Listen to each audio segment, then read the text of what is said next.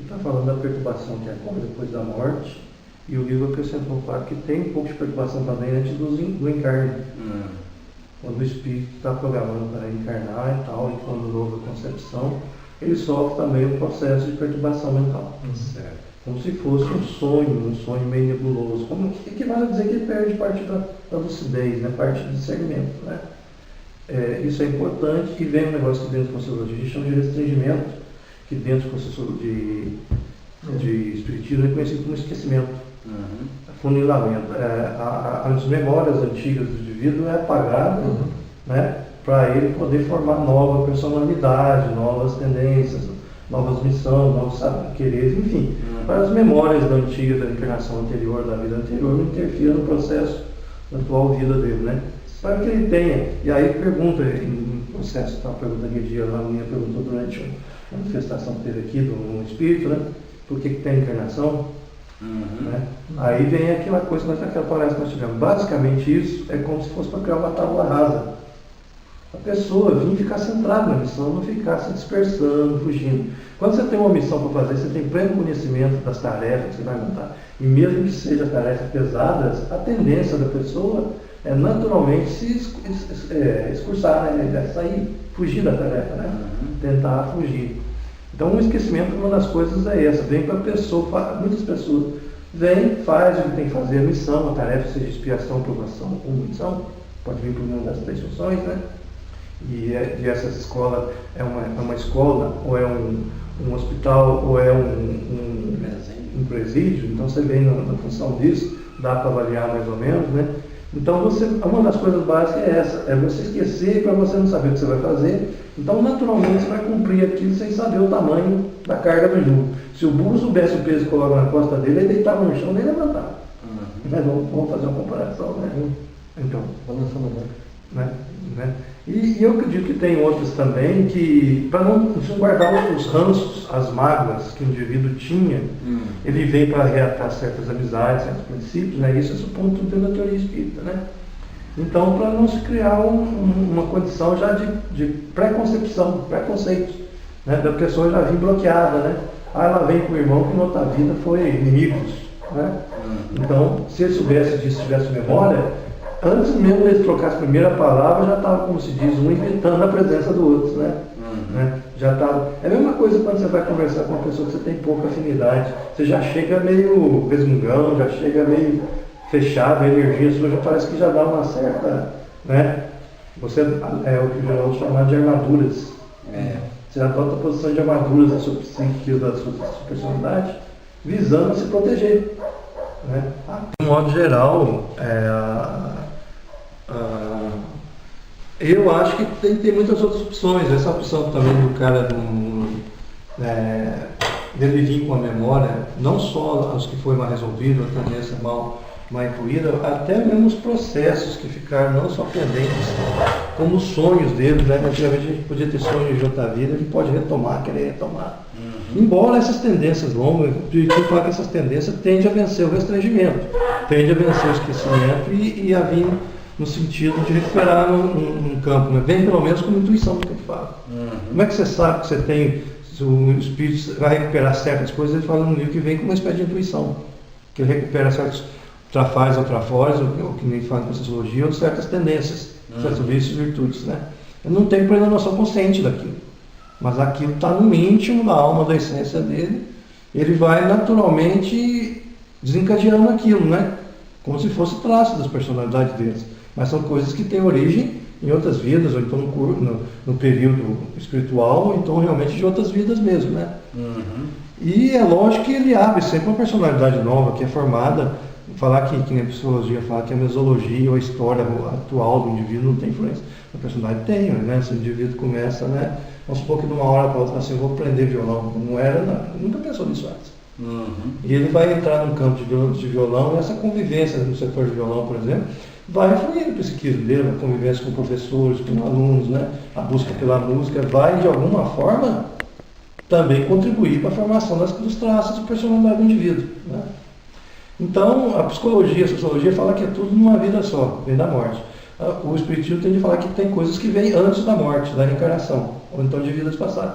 E a maioria surge como intuição. E vence essa fase de restringimento, a gente faz até que quando encarna é como se fosse um funil. A consciência passa por um funil, só passa determinadas coisas, um pouquinho que passa de memória é que consegue passar pelo funil. Mas a grande parte é bloqueada, não consegue passar e ter acesso à pessoa que está no espírito, que está encarnado, consciente. Né? Mas o que eu achei interessante foi da perturbação, só resumindo isso. Depois que morre tem perturbação, geralmente também, porque tem apego às coisas da matéria, né, aos desejos, né, tanto materiais como no mundo físico, na verdade, desejos que são psíquicos, mas é ligado à matéria diretamente, né, como álcool, bebida, como muitas coisas. Né. E também sofre uma espécie de perturbação, porque, principalmente que ele não se reconhece como espírito, ele ainda está meio, como se diz, confuso, né, e a própria morte assusta os que não estão preparados, tende a causar uma certa perturbação da consciência do indivíduo. Né? Mas de um modo geral, eu acredito que antes de encarnar a perturbação seja mais por origem questão dos veículos que não estão formados ainda, que são veículos de criança, não dá para se manifestar de bebê, né? Criança não se dá para manifestar a plena consciência, a plena memória, a plenas coisas. Então tem esse restringimento também biológico, né? Dos veículos que estão em formação. Né? Mas a perturbação também é interessante ver isso, o interessante. Aí fala que demora para resgatar lá, mesmo quando uma pessoa, um espírito reencarna logo de começo, e ele morre novo, às vezes ainda passa um tempo no extrafísico tentando recuperar as consciências e memórias. Não é de imediato também, como é qualquer desencarne, mesmo depois de velho e tal, né? Fala que quando os fluidos, os laços estão mais desligados, esse processo se dá mais rapidamente, mas quando a pessoa ainda está muito vitalizada, vamos falar, cheio de fluidos e energias, ele tende a ser mais lento, porque primeiro precisa romper esses laços, essas coisas, né? Em certo ponto, não deixa de falar que a pessoa está preparada para a morte, né? E a pessoa que é mais preparada psiquicamente tende a aceitar o caminho mais fácil, né? Até psiquicamente a gente pode falar que tem uma explicação base. Mas o interessante é comentar isso, porque aquela palestra que a gente tem, por que a gente não lembra, por que não lembra, por que demora para recuperar, não demora. Embora eles ainda tenham livro que fala que já houve casos, inclusive aqui em Simonete, que o cara estava fazendo uma reunião no centro espírita e um deles não reuniu lá naquele dia e desencarnou durante a reunião, e durante a reunião ele mesmo manifestou e falou que estava desencarnado aqui no trabalho. De Simonete, achei interessante. Quer dizer que ele já estava em certo ponto, ou foi auxiliado pela equipe extrafísica, com um certo grau de lucidez, né? Com um certo... Mas não são casos genéricos, o mais comum é que haja uma perturbação, uma limitação. Alguns até ficam sonâmbulos, né? Nem acordam, ficam adormecidos mesmo. Né? Bom, é só comentar isso que eu achei interessante. Né? Meu falar isso, você tem alguma coisa relacionada, ou com isso alguma coisa em matéria diferente? Eu diria que essa questão da perturbação, eu chamaria isso de uma forma bem simples, que é um período de adaptação, tanto após o reencarne quanto o desencarne. Para se desligar do velho e religar o novo, né? Exatamente. Você sabe que quando você muda de cidade, ou quando você faz qualquer mudança, você tem um certo tempo para você se adaptar, né? E esse período de adaptação, lógico que ele é variável de pessoas para pessoas, dependendo do conhecimento, da evolução de cada um e principalmente até do desapego. Então isso, cada caso é um caso, né? Então uns vão ter consciências mais rápidas e outros vão demorar um pouco mais, referente a exatamente isso. Eu diria com essas palavras, é um período de adaptação, tanto fora do físico quanto no reencarne. Né? Só complementando o que você falou, eu lembro quando eu mudei para estudar em Uberlândia e tal, e quando fui para Santa Rita, eu adaptei. Grande parte quando você muda para uma cidade, uma vida nova, é readaptar rotinas novas. Isso. E criar novos círculos de amizade, novos interesses. Tudo é novo. E tudo é novo, por ser tudo novo, você tem que estar muito plenamente consciente, né? Você não tem rotina, você tem que se esforçar dobrado, você gasta energia dobrada para criar novas amizades, criar novos locais, novos ambientes, né? Novos relacionamentos, nova convivência, para você fazer novos serviços, entendeu? Então até formar essas rotinas você sente cansativo. As 2 primeiras semanas, quando você muda de um lugar, de profissão, de emprego, é perturbativo. Você realmente tem um cansaço dobrado e é difícil formar. É mais ou menos equiparado a isso, né? São novos fatos, novos interesses, novos focos, novos objetivos, novas metas. novos círculos de amizade, novo trabalho, nova maneira de agir, né? É. São ambientes novos. Só um ambiente novo, a imersão num ambiente novo já altera o indivíduo, porque tem que alterar a percepção dele, né? Uhum. O simples ato de olhar para um lado diferente do outro já desvia, já interfere no simples psique da pessoa. Por exemplo, você olha para um lado que é uma fotografia, por exemplo, uma paisagem rural. Aí você evoca as suas memórias relacionadas com aquele ambiente. Aí você olha, de repente, para um quadro que é um quadro, por exemplo, de uma cidade urbana. A sua memória, né? E existe um negócio que é chamado de percepções, que muito parte da percepção da gente, isso faz em psicologia, muito parte da percepção da gente é, na verdade, a evocação da memória. Uhum. Tipo, que a gente compara uma coisa com outra para interpretar, entendeu como é que é? Você vê uma cachoeira, aí você pensa numa cachoeira, você pensa nota, o cérebro funciona associando imagens. Então ele vai evocando a sua memória e vai interpretando aquelas imagens, aquele ambiente baseado na memória dele. Por isso que uma pessoa que tem, por exemplo, vamos dizer assim, uma vivência extrafísica muito pouco, não tem visão do mundo espiritual, tal, não é um cara que pode ver do outro lado, que a gente é previdente, vamos supor assim, né? Uma pessoa que tem uma faculdade mediúnica no sentido de ver ou perceber outra realidade, Tem mais dificuldade. ele não tem memórias como associar com aquilo que ele está percebendo. Então ele tem dificuldade em interpretar o que ele está, entendeu? Isso tem até uma teoria que chama semiótica, que fala que a gente interpreta com imagem relacionando signos e símbolos de imagem. Quando você olha para a imagem, você vai buscar algo semelhante na sua cabeça.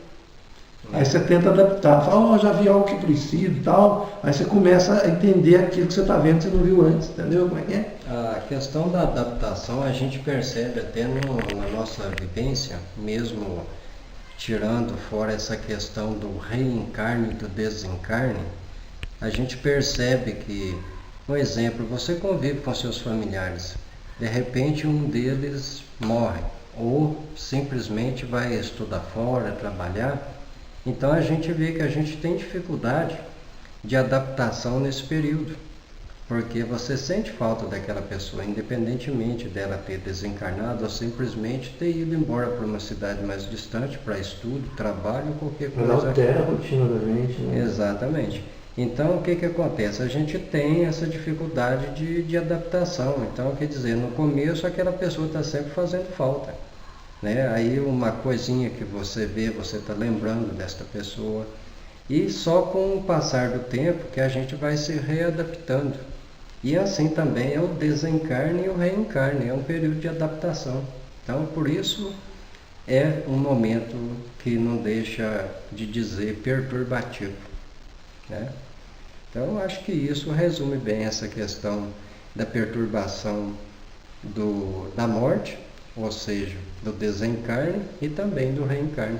E estava pensando aqui, tem muitas coisas que acontecem na vida da gente, e isso pode entender a vida no físico e também em outros mundos, antes ou depois, são coisas que acontecem na vida da gente e a gente não tem domínio sobre a situação, é o chamado destino. Tem um cara que fala que destino é tudo aquilo que acontece com a gente, mas que a gente não tem controle. Porque se tivesse um controle, seria uma escolha, seria um livre-arbítrio. Né? Mas o destino, é uma colocação simples que eu vi na televisão, mas é interessante. É tudo aquilo que me acontece e eu não tenho nenhum controle, é o chamado destino. Então, mas tudo que altera a vida da gente, e a gente é obrigado a adaptar, às vezes, na situação. Por exemplo, você queria aprender violão, aí de repente vem um problema, por exemplo, acontece um problema familiar, você é obrigado a cancelar tudo que você tinha na rotina, por exemplo, de aprender de violão, de ir numa escola, de pegar o instrumento e tal, praticar. E já essa simples alteração que é forçada, você não está feito por livre escolha e boa vontade, você está fazendo meio a conta-gosto, meio contrariado. Já gera um pouco o processo perturbatório. O sujeito fala assim, mas eu estou saindo da minha rotina, tem que fazer algo que vai me dar trabalho, vai ser difícil, vai ser penoso, né? E ter que me esforçar. Eu preferia ficar aqui fazendo o que eu já estou acostumado, onde eu estou, onde eu já estou. A mesma coisinha que eu faço, mas que eu me sinto bem, me sinto alegre, me sinto calmo, né? E vou ter que fazer uma coisa que vai me trazer problema, dor de cabeça, vou ter que aprender a fazer. Vai ser um problema e vai me atrapalhar o que eu estava fazendo. E é sempre um recomeço. Já gera uma perturbação, uma certa revolta, uma certa... Né? Com certeza, é um recomeço, um período de adaptação. Como eu citei, você chega numa cidade, tudo é novo. Né? Aí o trabalho, a distância da moradia para chegar até o trabalho, o trânsito da cidade, as ruas são diferentes, né? Às vezes você tem até dificuldade, bom, vou passar por essa rua, será que não é contramão? Será que eu não vou aumentar a distância, né? Então, quer dizer, então a gente tem essa dificuldade de adaptação em tudo na vida. Agora, por que a evolução, o conhecimento é muito bom para a gente? Porque quando você já está acostumado a residir em várias cidades, você chega numa nova, a sua dificuldade é menos. E assim também é após o desencarne, né, e o reencarne. Então, se você já está estudando sobre o outro lado da vida, entre aspas, né, então você já está preparando para isso. Você tem mais experiências, né? Eu costumo dizer que quando a gente vai para uma região fria, a gente está aqui no Sudeste, Minas Gerais, e vamos supor que a gente vai para o Sul, né? E lá no Sul a gente sabe que é bem mais frio do que aqui. Então o que a gente faz? A gente se prepara quando a gente tem esse conhecimento, né? Eu vou para lá, eu sei que lá é mais frio, eu vou levar mais blusa, mais agasalho de uma forma geral, então eu vou sofrer menos lá. E a desinformação que nós vivemos, principalmente sobre este outro lado da vida, é uma das principais causas das nossas perturbações. Porque eu pensava que nascia, morria e acabava. De repente você se encontra numa situação, não estou entendendo, parece que eu não estou vivo, mas também não estou morto. Onde estão meus familiares? O que aconteceu comigo? Tive um mal súbito, desmaiei, sofri um acidente e agora estou aqui totalmente confuso. Né? Os negócios da percepção, tanto do mundo extrafísico, eu vou citar um exemplo no Brasil que é fantástico, que eu tive que ficava imaginando. Imagina, por exemplo, a gente vive no Brasil, e o Brasil é um país tropical, não tem neve. Eu ficava imaginando, mas o que é a neve? Que eu nunca vi uma neve, né? Aí você tenta descrever uma percepção de algo, que seria uma imagem do mundo extrafísico, mundo espiritual, tal, e coisas que você não tem. Aí você fala, o que é uma neve? Aí você tenta descrever imagens que você tem referência. É um gelo moído? É um pó de maisena gelado? É uma coisa, entendeu como é que é? Aí fala que é macio, que é úmido, que é frio e tal. Então você procura, é a mesma coisa do sabor. Você fala uma fruta que você nunca provou antes, você descreve, como é que você vai descrever? O cara fala assim, o gosto dele é parecido com maçã misturado com goiaba, né? A textura é como se fosse de uma fruta do conde, de areia, sei lá o que. Você vai tentar descrever em referências que você tem de memória. Isso. O que falta é outra referência, entendeu? Vai fazer uma comparação com aquilo que você conhece. Né? E isso é a tentativa de descrever o mundo depois da morte, ou quem vive no mundo espiritual é isso. Faltam palavras, isso é chamado de inefabilidade, ou faltam palavras para expressar aquilo. Você não tem referências. Com certeza.